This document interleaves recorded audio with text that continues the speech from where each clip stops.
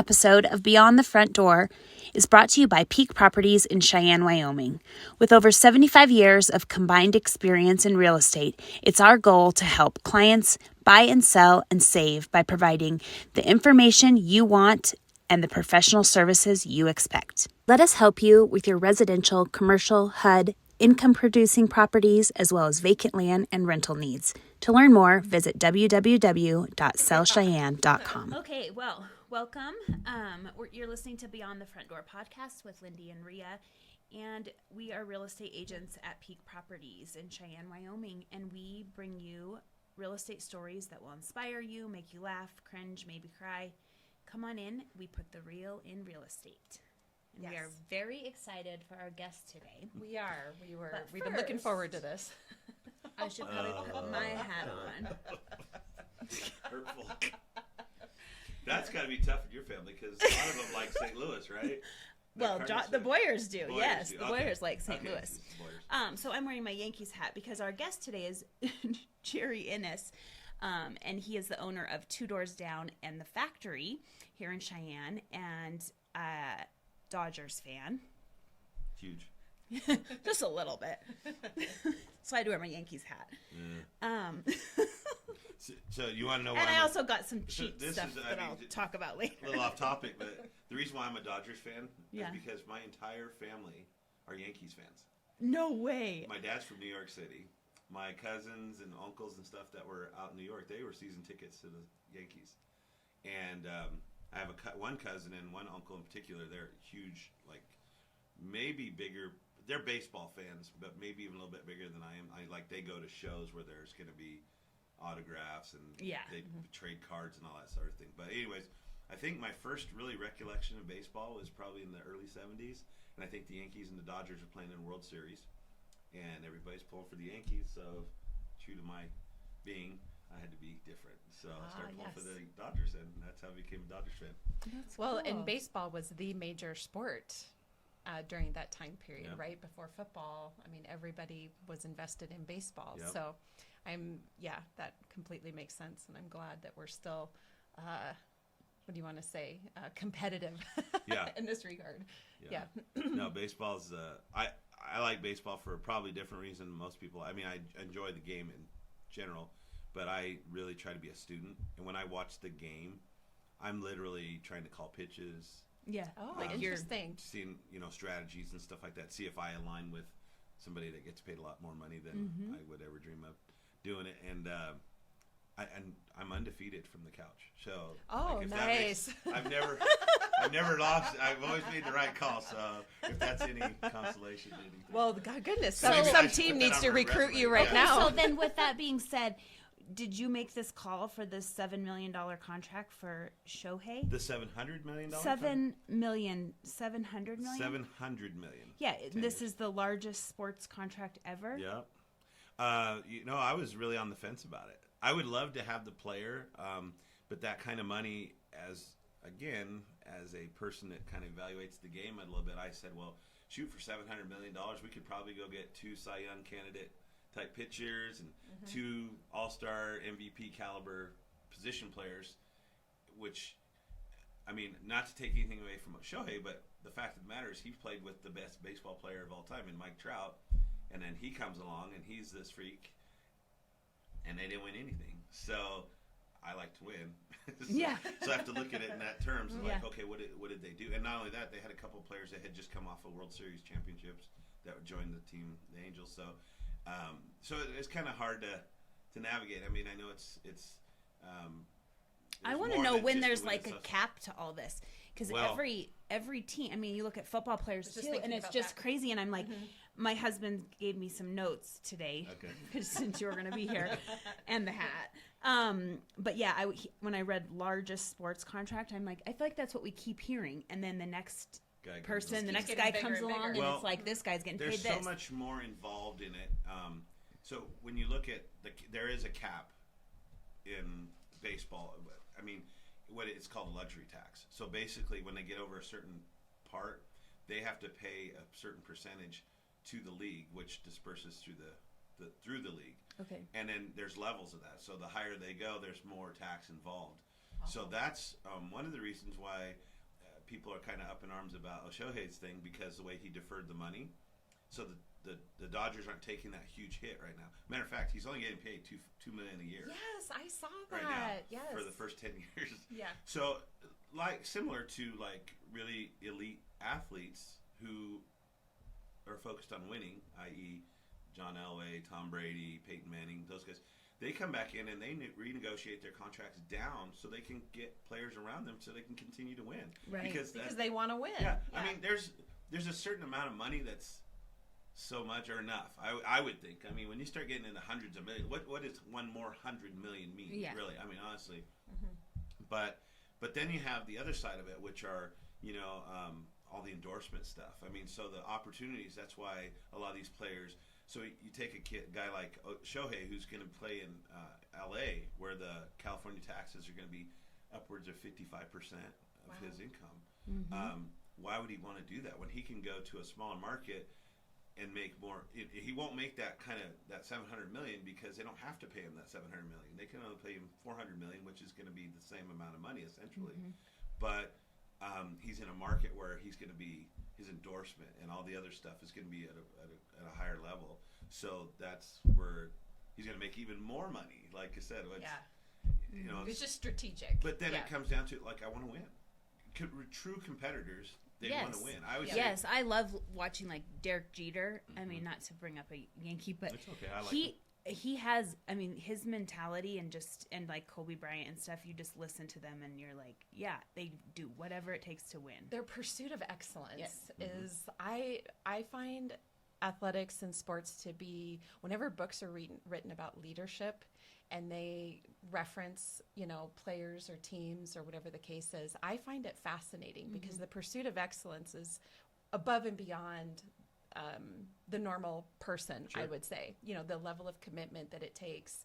And, of course, a few other factors such as timing in the world, the stars aligning and all of that. But I agree. It's something that's in that person. Like you cannot train it. You cannot.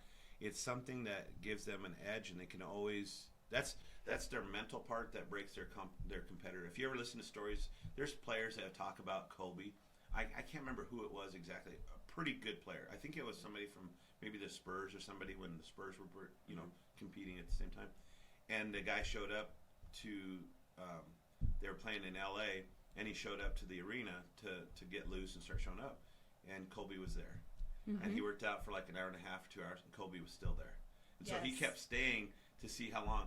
And Kobe, he went and showered, he went and ate, came back. Kobe was still there.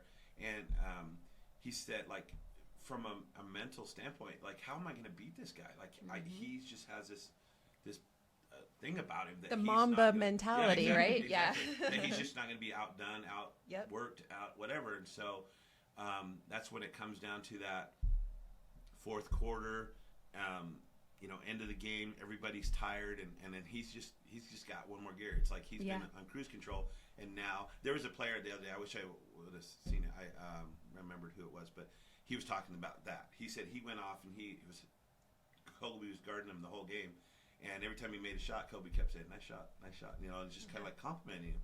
And when they got into the fourth quarter, he said something to the effect like, "That's it for you," or something like that. And the guy he just said he just turned a different gear and and now I'm turning it on. Yeah, and he's like.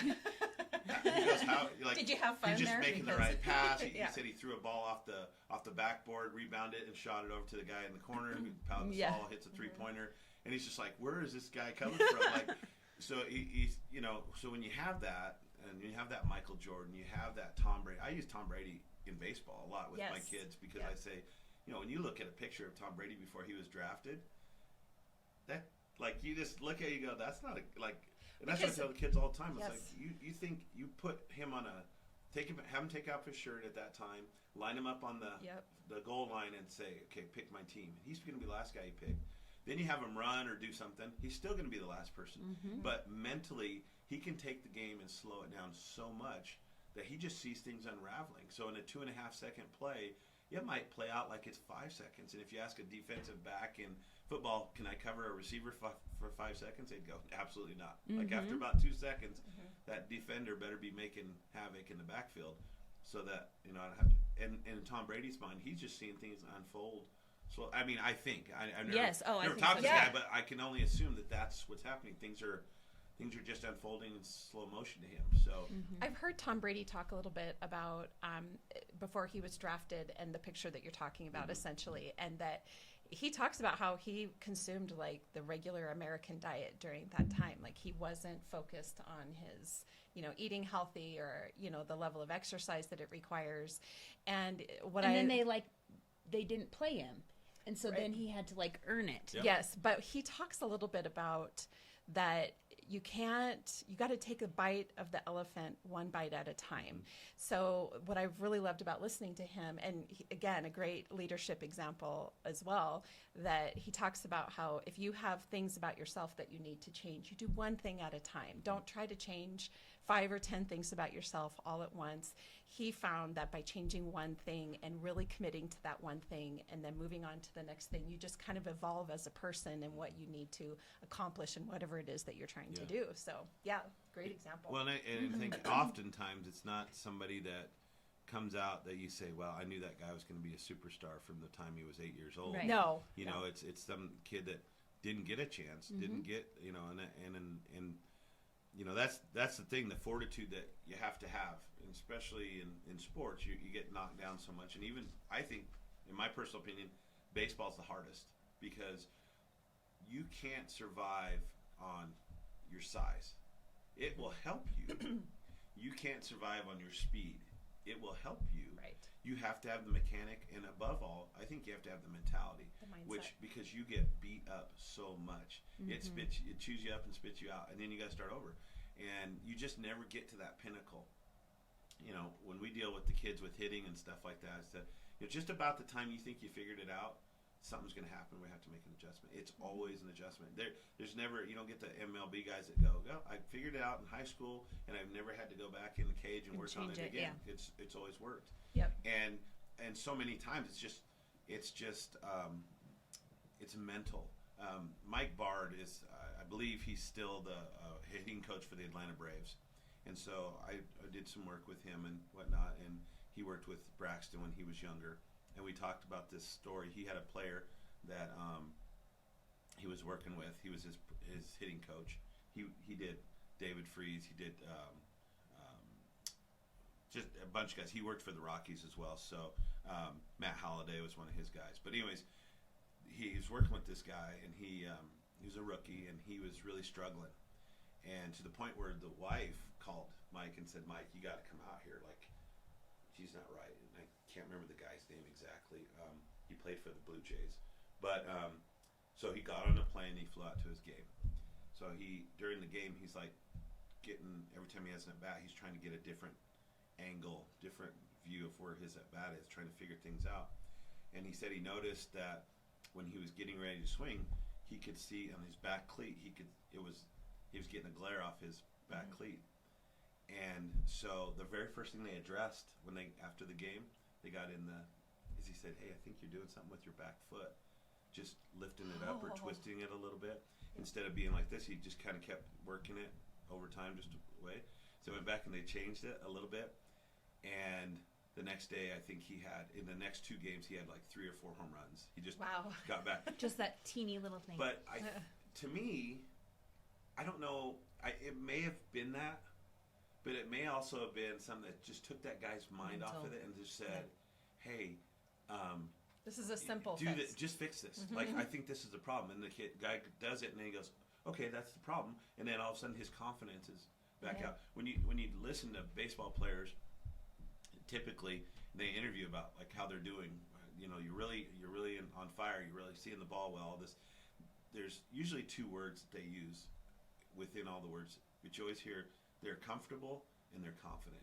Yes. I'm comfortable in the box. I feel like I belong there. I'm ready for it. And so, I think, and that confidence comes along. If you're in the middle of an 0 for 20, you can either be, I really don't want this another at bat, or you can be, hey, this is the one that's going to break me out. So that confidence comes out and you feel comfortable. And I think that's where you separate. That's where guys actually make it to the big leagues and stay in there versus, because I will say all the time, there are better ball players out there that you never see on TV. Yeah, right. But they just didn't have that, I think. The mindset. They didn't have that right mindset. They couldn't handle the adversity. They couldn't handle, they feel like they have to be that guy all the time. And when they weren't, they couldn't handle that. So they had to walk away from it. So I think that. If you listen to I just saw this in the last week, the Kelsey brothers that have their podcast, New Heights, and they have a little sign that sits somewhere that they've taken a picture of, but it says "Hungry dogs run faster." And I thought, I'd love to have that for our studio, because it speaks to exactly what you're saying, that your mindset and your hunger for whatever goal that you're trying to pursue is really going to make or break you and make the difference in whether you accomplish your dream or not. Yeah. So, which is exactly what we like to talk about here. So yeah, it's all good. So let's talk about that. Just tell us, like, how did this all start? Have you always lived in Cheyenne? Just like tell us a little bit about yourself. Yeah, and about I was born and raised here. So was my wife, Sandy. Pretty simple family. My mom, she actually was born and raised here. She met my dad. He was in the military, so he came from New York in I think I guess probably the mid 50s or something like that, 55, 56. And he got off the plane. Now you can imagine Cheyenne in the 50s. The airport was out of town, right? Yeah. And so he's coming from New York City. He was born and raised in the South Bronx. It's probably culture shock a little so bit. he got off the plane. He looked around, and the pilot was like, "What's the matter?" He says, I think I'm in the wrong place. Where are you supposed to be? And he said, "I'm supposed to be in Cheyenne, Wyoming." He said, "Welcome home, son," and he said, "Get off the plane." And so he looked around, but anyhow, he met my mom, and he finished his tour with the Air Force here and went to the University of Wyoming, got his degree, and actually very proud of my dad. You guys probably don't even know this, but there's a monument at the county building, and that sits out in front. That's my dad. Oh. And he did a tremendous amount for this city. I was very fortunate. He actually awarded me my diploma when I graduated high school. He was on the city school board. He was in many activities. He was a city county planner for a lot of years, and then he left and went into the private sector. As realtors, you probably understand some of the challenges that we face with our city and stuff. And I had the privilege, not in necessarily a good way, but going to a lot of city council meetings, planning commission meetings, things like that. Usually when I got in trouble, my mom would make me go to these meetings with my dad. So I got to hear a lot of the things that we talk about today in our city. Yeah. That in this. We're relevant then. We're still there, and so so that was one of the reasons why he left the city, is because he had a different vision of what our city could become, and there was a lot of restraints that we can't do that, Pete. We can't. We can't. There's some article that just came out this week that says Cheyenne's one of the worst run cities.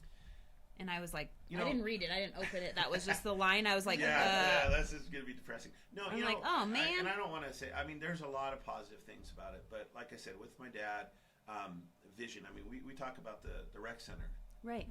We've struggled. We failed to get a rec center in this town. Back in the 70s, my dad actually had a rec center built. And that was the neighborhood facility down on the south side. Now, much smaller scale, but understood that was necessary in this town. So anyways, he had a lot to do when he went in the private sector, kind of ironic, but the city and county had a planner, but the county hired my dad to be their planner. Oh. And so he was instrumental in having the Laramie County Health Unit built, getting the new jail, the new parking structure over there. So he was a visionary. Yeah. And he did the, if you don't mind, I'll tell you a little story, but he did the new courthouse, and that was all him. They actually wanted to name that after him, but he wouldn't allow him. He said there's too many people that were involved in this, and I don't want to take light. So that's why they did the monument. But so when they were doing this county building, there's the old part, and then there's the new part. So on the new part, there's a thing called Castle Dare, this little carriage house. It was basically where the fire station was. and they were going to move it. They didn't want to destroy it because it had some history to it. And so this was a big ordeal when they were going through this deal. And so I remember coming home late one night, and the phone rang. It was probably 10:30, 11 o'clock at night, and he was upstairs. He answered the phone, and I picked up the phone downstairs because I was thinking it might have been Sandy calling me late, and I didn't want my parents to get mad at me because, we didn't have cell phones back then. Right. And so I pick up the phone, and I hear the guy start talking, "Hey, Pete, this is da-da-da." And so I hung up the phone. So I kind of went upstairs because I didn't know what was going on, and I was kind of listening to his half of the conversation. And basically what it amounted to is they said, "Hey, we've tried everything we could to move this thing. It's not going to happen." And there was just like this big contingency of people that said we had to preserve this castle there. And so one of the things that I think my dad did very well is he had a lot of conviction to what he did and what he thought should be done. And the people in this community rallied around that because they had trusted him and if he decided that it was something that was important and needed to be done, they trusted that. So basically he told the guy, okay, it needs to be gone by 7 o'clock tomorrow morning. So they had to tear it down. So they tore it down. There was a little pushback, whatever. So fast forward to having the building built and everything. Well, incidentally, my dad passed away literally the day after they dedicated the building. So like oh my gosh. I think he honestly Just stayed to make waited sure for that that. that project was Sure. complete. So they dedicated the building and everything, and then he passed away the next day. So about a year later, one of the commissioners, I think it was Fred Emmerich, called my mom and said, we'd like to do a monument to Pete, and would you be okay with that? And she said, yeah, that would be great. So he went out to this boneyard, they call it, where there's stones and stuff like that. And he told the guy, he said, I want something about this big. It's got to be flat, the whole 9 yards, because they're going to put this bronze thing on it. And so the guy said, I think I know exactly what you want. So he went over and pointed it to him. He said, that's it. That's perfect. The guy goes, yeah, that came from the old Castle Dare. Oh. So it was kind of a full circle. Full circle. That's so cool. So if you ever, it's on the southwest corner of the Yep, property. I'm gonna go get it. Yes. I'll get a picture of it. Yeah, Yes. and that block is from the Castle Dare. So I always thought there's some irony there. But, That is. There is. That's but amazing. anyways, getting back to my story. So born and raised here, been in the restaurant business for a long time. Really had a passion. I worked for a couple businesses for a long time. I worked for Sherry's. Actually worked for the owner of Sherry's way back when it was way different than it is now. Used to do everything from scratch, everything. And my wife worked there. She actually worked there before I did. That's how I got the job. I used to go pick her up. We were in high school, or she was. I think we were both in high school, and then she graduated. She's older than me. She'll appreciate me sharing that. But I would go see her all the time, pick her up or visit her at work or whatever. And so one of the managers said, "Why don't you get a job here? Like you're here all the time." Yeah. And I was working at Taco Bell at the time for a person that I give a tremendous amount of credit for my work ethic and stuff because back then days we had 30 seconds to get the order out in Taco Bell, and our Oh my manager literally gosh. stood with the stopwatch. And if you weren't getting it, she'd grab you by the shirt collar and take you offline, and you had to go do what I thought is the worst thing in the world is slice olives. You had to take a number 10 can, open it, and slice them, and so nobody wanted to do that. So we were motivated to get done. But anyway, so I ended up going to work for Sherry's. I went to college. I really was good at pool at college because I didn't go to class ever, and I didn't know. I went for something that I thought I wanted to do. I had no interest in doing it, so I took a semester off. I continued to work. I was a server at Sherry's, and then I went back to college again, and I got even better at pool because I didn't want to do what I was thinking there either. And so basically I just kind of immersed myself into work, and I thought I must have done pretty good at it. Well, in the meanwhile, a corporation bought up Sherry's. So then there's levels of management. So you had assistant managers, GMs, regional managers, and then all these people. So one of the regional managers was in, and he kind of was watching me wait tables. And I think one of the things that happened is there were empty tables in the restaurant, but there were people on a wait. and he couldn't. He's like, why are those people on a wait? We have tables. And they said, well, they're waiting for a table in Jerry's station. His station's full. So he pulled me aside and he said, look, I think we need you at a different level. Like, maybe, would you be interested in management? And I said, well, maybe. And then he said, we have an opening in Laramie, and you go over there. And so I thought about it for a while, and I thought, well, you know what? I didn't like LCCC. I just figured it was because of LCCC. I'll go over to Laramie. I'll go to school at UW. I'll get my degree. Have a real job, all that sort of thing. Well, that never happened. I got over there, and I worked a lot. I learned the business. I really enjoyed it. And then I started getting promoted pretty quickly. I was pretty young. I was 22, I think, 21, 22. And I was a GM, and that's kind of what ignited my passion for food. So I worked for them, for Sherry's, for 13 years. Then I was recruited to Chili's. I worked for Chili's for about 7 years. And then, but all the while, I always kind of had this vision of my own place. Matter of fact, I think somewhere I have a notebook of a restaurant concept with uniforms, plates, the menu, the whole thing. And we actually, at one time, we looked at the old Whipple House, and we wanted to do that, but it wasn't, just couldn't make it happen. So about the time I turned 40, we decided I wanted to do it, and Sandy was we're pretty conservative people, so kind of, that risk and stuff like that, scary. And she said, look, if you don't do it, you'll probably regret it down the road. So we kind of took the plunge, and we opened up Pizzeria Venti. Right. And then we did really well there. And then out of our love for burgers and based on location, Two Doors Down kind of was born. And what year was that? So that was, we did Pizzeria Venti in 2005, and then Two Doors Down was 2009. Okay. 2009. So just circumstances kind of worked out. It's just like, I don't know, you talk about fate or whatever. Well, it was on your heart, yeah. Right? It was on your heart to do something bigger. Well, and the location really led to it. There was another restaurant. So where it is now, that was part of Better Sleep. So right. They had furniture in there, and it actually where Pizzeria Venti was, they did log furniture. So they had that building as well. Well, then somebody bought that out. Funny how that works too, because we found that location walking around on Cheyenne Day. And I called the guy, and I talked to this guy, and it was Fred Albert, who was owner of Albert's Telesonic, and he's about this tall guy, he's pretty well known in Cheyenne. And so we get to talking, and he basically told me how he was going to rent to everybody else. He wasn't going to rent to me. And I'm like, well, why did this guy meet with me? So we started talking, and at the end, I said, well, if I really want this location, and how can we make this work? And he said, well, let me talk to my grandson. And when he said grandson, it all clicked with me. Oh, this is Fred Albert, okay. So I had coached his grandson in baseball from the time he was like 9 years old through 12. And then I'd always had a really good relationship with him.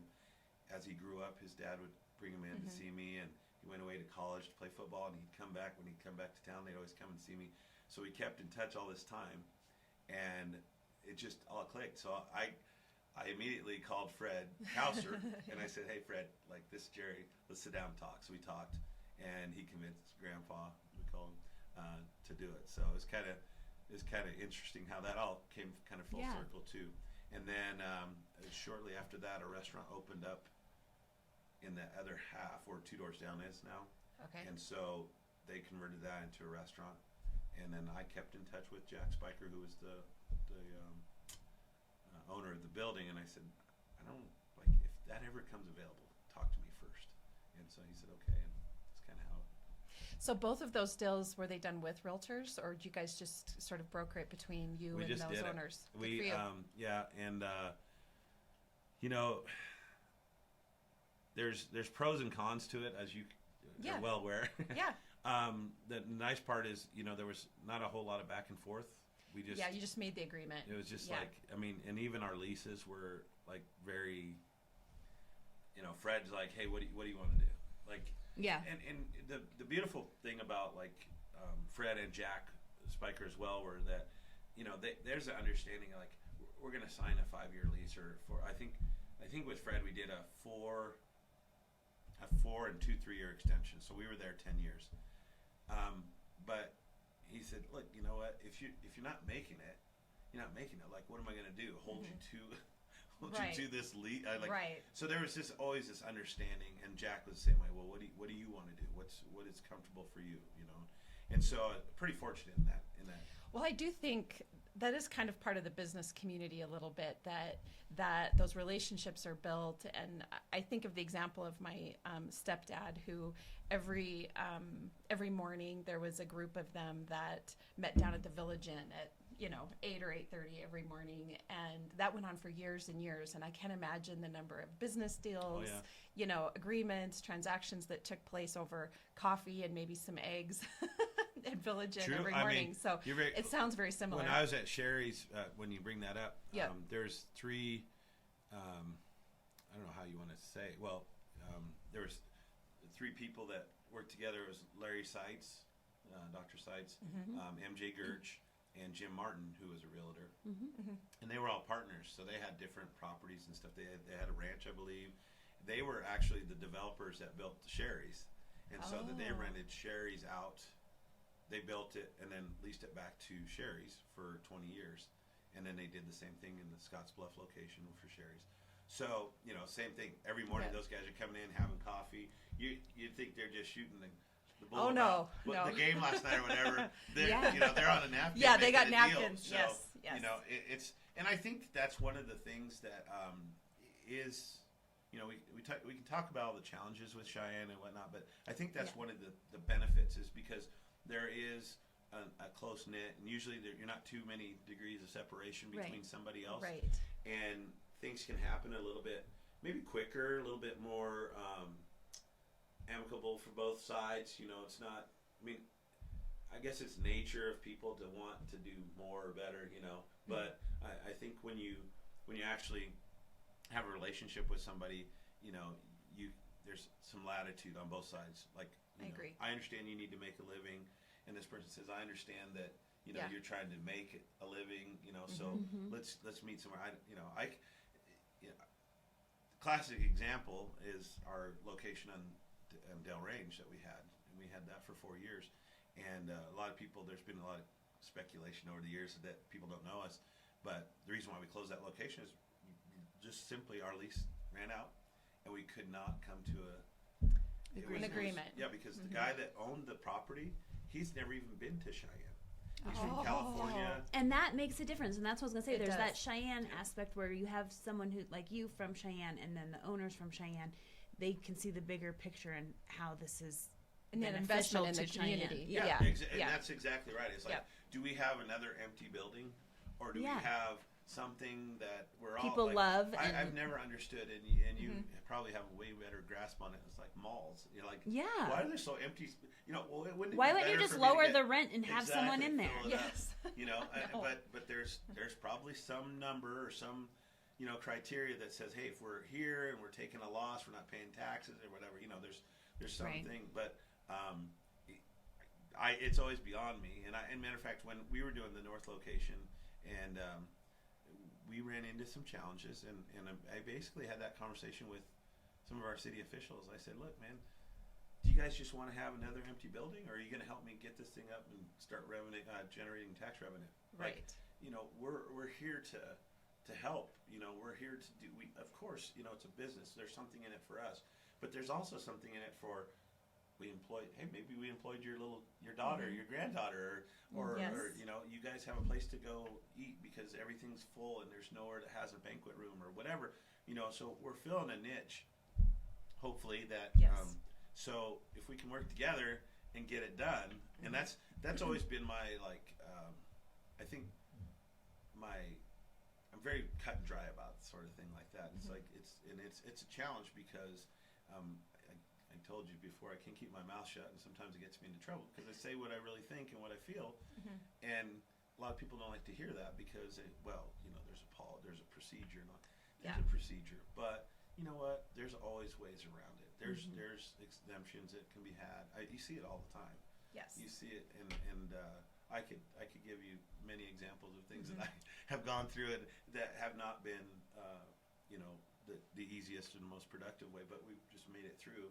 And when it could have went so much for everybody. Right. Could have went differently. Does that inspector want to come in and face me? I'm I'm not a mean person, but I am very direct, and I can be very uncomfortable to be around. And so, you know, those people don't want to see me. You know, when we were doing Pizzeria Venti, it was unbelievable. I went to, we were getting close, and the inspectors came in, and they kind of made their final run. And Pat Collins was a city councilman at the time, and he called me and he said, "Hey Jerry, how's things going?" I said, "How these inspections go and stuff?" I said, "Hey, everything went good." I said, "The only thing is, they can't bring power to the building that I need because the guy that does it is on vacation. So there's one guy." And so he's good old small town so he's Wyoming. like, "What?" And so literally, I was in the front of the restaurant. I hung up the phone with him, and he called me back, and he said, "Jerry, I called Black Hills. They're going to get some, or it was Shine Light Film Power, I think, back then." And he said, "I called them. They're going to get it taken care of for you." That's awesome. And so I literally was on the phone, and I was walking back to and when I got to the back door, the truck pulled up to do it. Wow. They pulled the guy off a vacation to get it done. So, you know, again, a small town. I've known Patrick forever. I think I bought my first mountain bike from him when he was at Recycled Cycles before he started his own business. So sorry about that. So you know, those are the benefits. Well, I think about what you said earlier, like with your dad getting involved with boards or being on the city council, and he clearly was able to make a difference in Cheyenne with all the work that he did. But I think everybody that gets involved is getting involved to make a difference. But the thing that I've always lived by as well is that sometimes you have more freedom to make bigger changes or more of a difference when you're not working within government. When you have the freedom to be those three guys sitting down at Sherry's in the morning to talk about development, talk about buildings, talk about how we can, you know, put this person to work or have this business going or whatever. There's some real freedom in that as well. So there's less freedom when you're working within government to make those changes. And those, you know, there's a time and a place for everything. There has to be people working in government to keep a community moving forward or a state moving forward. But you also need business owners and community residents and, you know, everybody involved to make a difference. And I just think there's some real freedom in that. So. Well, you can think outside the box. Yes. You know, when you're in government or when you're even in corporations itself, there's a manual. There's parameters that are put on you and restrictions. So you have to fall within those. You know, when you can't give back to Sherry's, but when I worked for Sherry's, the corporation that bought us out was headquartered out of California. So everything that we operated by in the rest of the country was based on what you were allowed to do or not allowed to do in California, which made it very difficult because you're sitting there going, like, why are we doing this? Well, in California, this is how we do it. You know, so you face those challenges. But when you're on your own, you just kind of make your own playbook and you kind of go by the, you know, I remember when we were starting our business and I went to our attorney and I said, "So do we want to do a employee handbook?" And our attorney said, "No." I go, "No, we don't want it." And he said, "No." He said, the less that you have, the less you're, you know, because if you put it in a book and you don't follow it, that book less is goes in the more. trash. Yes. So he said, you know, we're in a state where it's a right to work state, whatever. Right. So, you know, of course you have to operate with integrity and you have to operate with some sort of, you know, within the boundaries of the law and stuff like that. But, you know, if you say, hey, you know, if you're late 3 times, you're going to lose your job. You have to stick to that. And you don't do it. You might as well throw it out. You know, you have a terrible employee late 3 times, you get rid of them. You have a good employee who's like, late 3 times over, and you go, well, you know, I understand that. So tell us a little bit about the property, your decision to open up the batting cages. Oh, the factory? Yeah. So was that building, did you already own that space or did you purchase it? How did that come about? So I'd say probably about 9 years ago, I approached Jack about buying the building. Okay. And so we kind of went back and forth and basically, the best of my recollection, I think he was looking at a property and it kind of fell through. So we sort of went cold on it. We just kind of backed off. But my son, so in 2014, my son was playing baseball, and he was a pretty high-level baseball player. He was invited by Team Colorado to play for them in the fall, and they traveled around the country. So he really needed a place to work out. So at that time, there was so you may or may not know this, but there's 6 garages behind 2 doors down in the factory. I So did it's not one know building. that. So 6 garages. Honestly, I think it's one of the best buildings in Cheyenne because it has that. Yeah. It has an elevator. All the plumbing, electrical's been. So if I ever decide to sell, I'll let you guys know. Yeah, it's going to be worth Yeah. a lot. Yeah, Stay in touch. So anyway, so we had 2 garages that were behind the bed store at that time, and I was driving home one day and I saw the 4 garages and I got out of my car and I kind of walked it off. I was like, yeah, that's just about 60 feet. And so I went in and I talked to Jack. I said, Jack, what do you think about flipping garages? You guys could take this one, I'll take this one, and I'll pay you a little rent for it. And so he thought about it for a couple days and he came back and said, yeah, I think so. So we built a batting cage in there. And it was primarily for him just to work out. Yeah. So as age 15, Braxton made the varsity for Post 6, which as a freshman to be a starter was pretty good. Yeah. So I think between him being kind of on this little On this stage path and stuff, for, yeah. and then people knowing that I had coached, because I coached way before I had kids. I actually coached the very first competitive team that came out of Cheyenne back in 1995. So I didn't have kids yet. Or my daughter, I think, may have been just born or was born during that season. But no, I wasn't coaching anybody. Like I told you, I was coaching Fred. That was before that. Yeah. So, so anyway,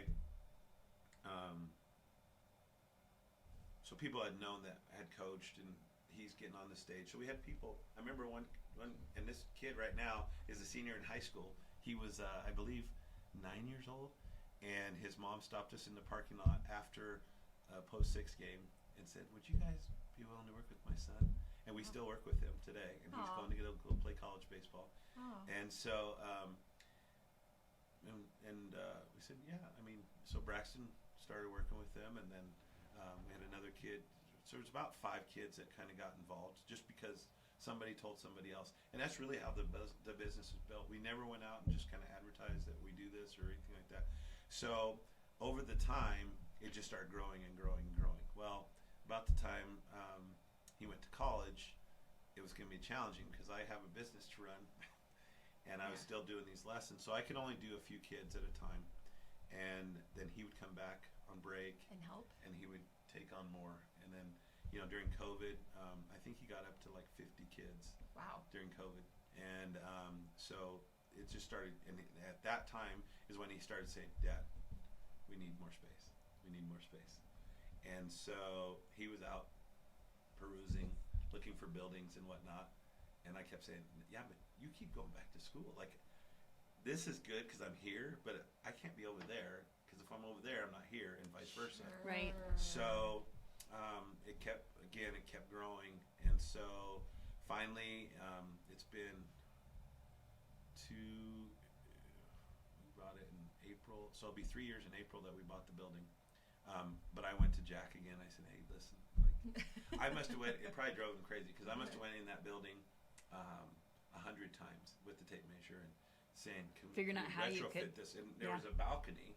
Yeah. So I had to imagine, like, can we open this up? So I got a buddy of mine who was a structural engineer, and he got another buddy of his, and they came and looked at it, and they kind of decided that this is what they could do to get to remove the balcony because that's load, carrying a lot of load, weight and stuff, and open it up so we had the height we needed. We could establish the distance. The cages are bigger than most cages. Most cages are 12 feet wide. Ours are 14. Okay. So we were able to, like I said, I probably drove Jack crazy going in there and measuring, and I just wanted to make sure. And so then we decided to pull the trigger and do it. And by this time, I was up to about 30 kids, and I had probably 40 on weight. I didn't have any more time to do them. And then when Braxton got home, he started taking over the weight and then just built it. And I think we're over 200 kids a week that we pump through there. Wow. So it's become a second job that I didn't really anticipate. But it's close by. It's right there. If the It's restaurant perfect. needs something, it's really, people go, "Wow, it's a baseball version of Top Golf." And it's like, oh, kind of. I mean, Yeah. you can order, you can eat, your parents can sit there and watch. We do leagues. We do all kinds of different things. We're doing we do live at bats. So during the summer, during the winter here, we've had some college kids come back that have worked with us in the past, or maybe even haven't worked with us, but we bring them in and they're pitchers or whatever, so they get to see live hitters. We bring in hitters and they face each other, so they're all getting work. So it's pretty awesome. I think we're going to do another one Friday with a couple of college kids. We do a hitting league, which that's gotten to be huge. Hit Tracks is our simulator, and my understanding is that we ran the biggest league that they've ever been part of. Wow, And that's great. They're worldwide, so it's pretty awesome. I'm still trying to recover from my voice from talking over all the kids and the music. And if you've ever been in there that time, it just gets a lot. And the parents sit upstairs and they're able to look down, and we also mirror the simulator so they can see the result of the simulator. So, but I mean, to think, I never really thought of that. I never thought of that as a business opportunity. I never thought of it as a thing. I did know that a long time ago, my son, when he started playing competitive, to be perfectly honest, my passion's always been football or baseball, but he was something else on the football field. And I always thought that that's where he'd go. And so I never pushed it on him or anything like that. And then he was asked to try out for a team. He made the team, and in his makeup says, I'm not just going to be average at anything, and he worked real hard at it. And he had some very good coaches. He was around some really good players. That team, in my opinion, is one of the best teams that's ever played out of Cheyenne. We played at the majors level, won over 35, 39 tournaments. First team ever to go to Cooperstown and get a bid to play there.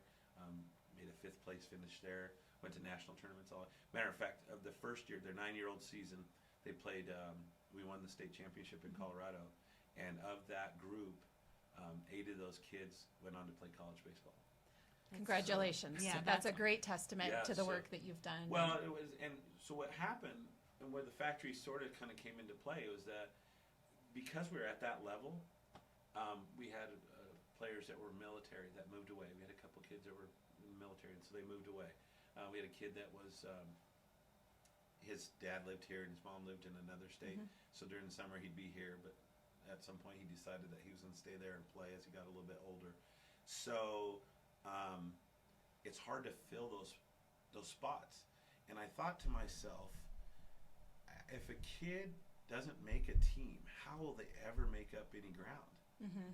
And with my own son too. So his first tryout, I mean, like I said, I coached a competitive team. I sat at the tryout. There was 2 or 3 kids that were clearly better than everybody else.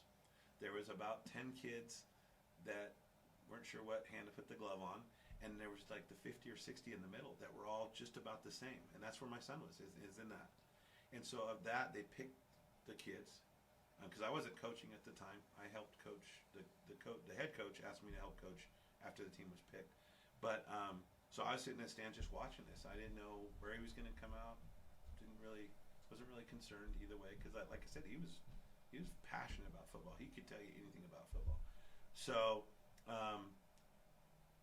but then we had that season with practicing and all that sort, and we came back the next year for our tryouts again, and those same group of kids showed up, and the kids that were the 10 that were on our team were like here, and everybody else was here. That's awesome. And I said, how do will we a get kid to the ever, other kids? Yeah, Yes. when we lose a kid, how do we bring a kid to that level? And we're progressing. We start out at AA level, then go to the AAA level, and the majors level. Majors level, there's only us in Wyoming, and there was 2 teams in northern Colorado that were at that level. Everybody else was in the metro area because you need that population. Sure. So how do you get a player to that level? You can't. Or if you didn't make a team, how are you going to make it the next team next year when you lost out practice, you don't have a place to facility, there's no coaching for you, stuff like that. So that's kind of and there's definitely like a need in Cheyenne. Yeah. And still, because you can't serve every kid, right? Right. I mean, no, we still have kids on the way. And Yeah. it's, you know, and it's tough, and unfortunately,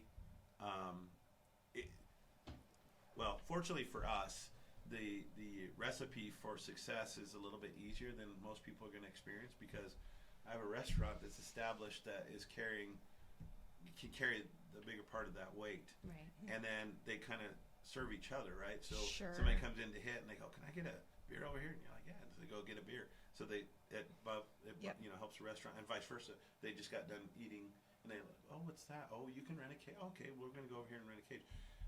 To build a freestanding batting facility, it's just hard. It would be hard, right? Because 90% of your clientele is available only a small percentage of time. In the summer when the kids are out of school, they don't need to be inside in a batting facility. The coach is taking them out to the field. They're playing. They're practicing outside. In the winter, your clientele doesn't get out of school till 3 o'clock or 4. So now you're trying to jam everything from 3 o'clock till maybe 9 o'clock at night. And, there's only so much that you can, but meanwhile, you're still paying the heat that whole time. You got maintenance. You have, unless you're fortunate enough to have the money just to build it and not have that hanging over your head, you have that mortgage or whatever hanging on over here. So to make those numbers work, very, very difficult and almost impossible. I honestly, because I don't know if you're familiar, have ever heard of DBAT, and it's a franchise, and they're batting cages, and they're huge. They have like 15 cages. They have they sell apparel or equipment, stuff like that. But I have personally met several owners, but none of them do that as their job. They all have jobs, and then they Do have that. this business. Yeah. So I don't know that it's sustainable as a business, like just by itself. to run it. And most of those are in big markets too. So like we'll Sure. go to, we're down in Scottsdale. There's one across from Talking Stick, and they'll have the lanes open and they're playing dodge. A group of kids are playing dodgeball or something. They're not even doing baseball stuff. It's just a space that a daycare or something rents out so they can go do it. So, but you have that, or you have a large retirement community, and they might have a retirement league that goes on during the day or something. There's an audience for it. Yeah. But here, not saying it can't, but it's difficult. And we've had, I think people look at us and go, "Oh, we could do that." We could do that. It's like, well, I'm not saying you can't. I'm just saying it could be difficult. Yeah, I do think it's ideal that you have the restaurant next to it, and then Well, you can be there and float back and forth when when both of them are open. So to kind of round this up, one of the commonalities with our guests that have come on here and shared their jump stories is kind of what we're calling them, your story here today. There's a commonality between all of them in that there's been, essentially something on their heart that sort of propelled them forward, whether it was today or 5 years from now or 10 years from now, whatever the case is, at some point it's on your heart. You make the decision to move forward. The other thing I'm noticing is that everyone has a lot of balls in the air. Like they have a lot of ideas. Everybody's an idea factory, and you're kind of trying to, decide how you're going to pull it all together. And then, of course, being innovative, like you've done, and paired your restaurant with the batting cages to make it all work. So I think it just sounds really amazing. But one final question I would have for you is, for anybody that's thinking about walking a similar journey as yours, what would be one piece of advice that you would give to them?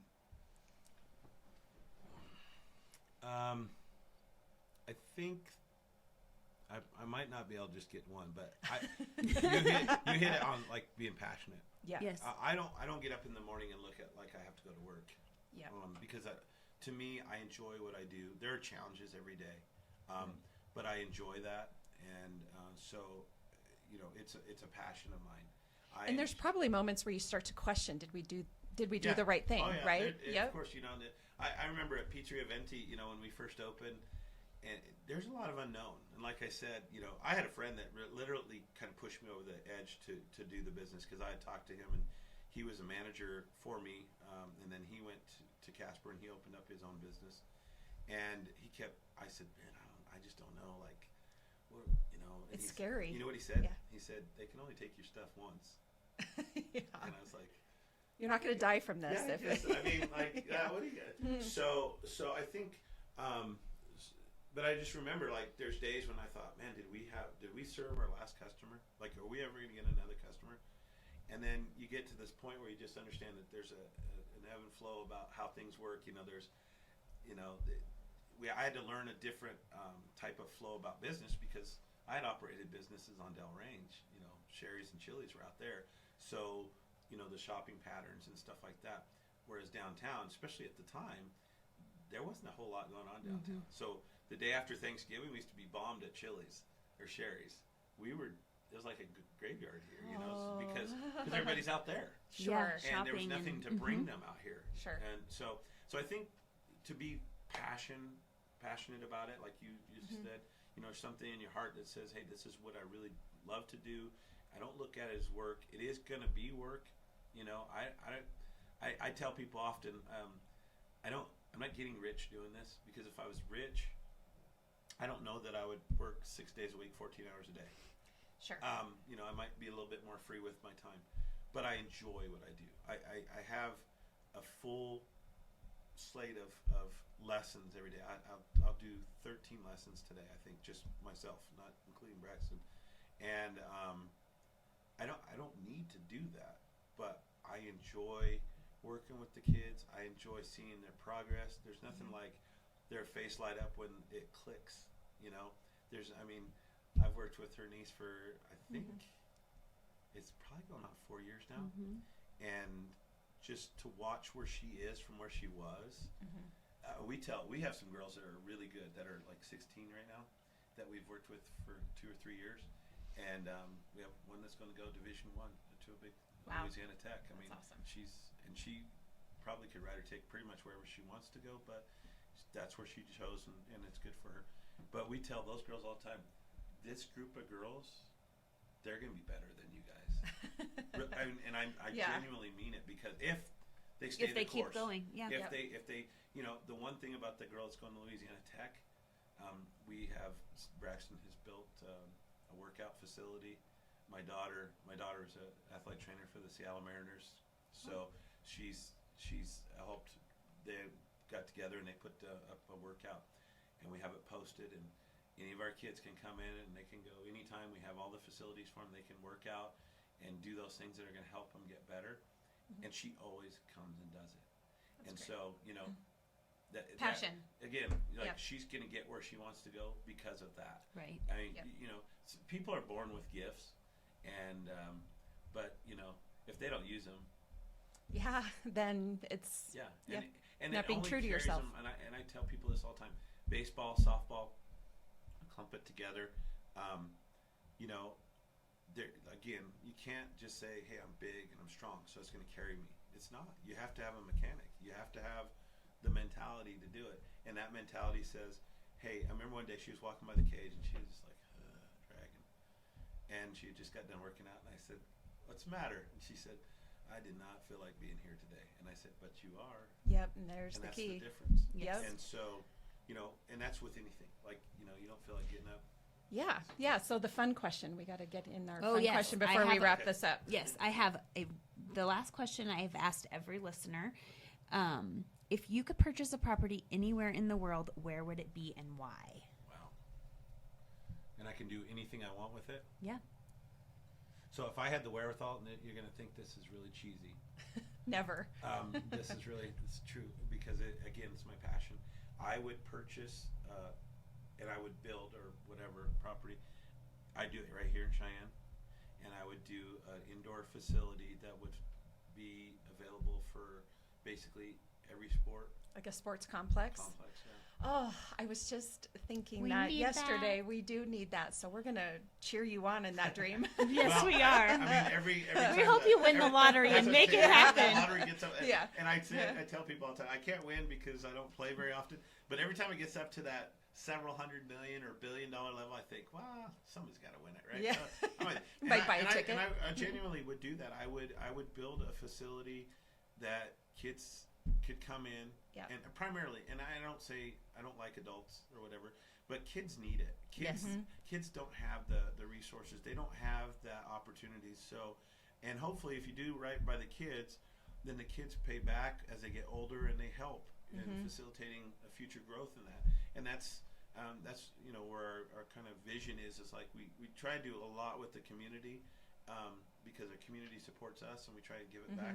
But in large part, we do it with the kids, the youth, because, you know, I always tell people all the time, like, if you don't want some kid doing graffiti on your garage, you know, think about when you voted no on the rec center. Exactly. Or, run it through You your didn't give them yard. something to do. So, you know, that's Well, kind of, thank you so much for being on here today. And thank this you has been for a joy. all the stuff your dad's done and you have done Yes, for Cheyenne. You're making a huge difference. and here. my mom too. And your mom, I didn't yes. get into And her everyone, story, and but- your wife, and everyone. And your wife, yes. And your kids. I've been Okay. very blessed. So, Yes. Well, thank you. appreciate you guys having me on. Yeah, this has thank been you. great. Yeah.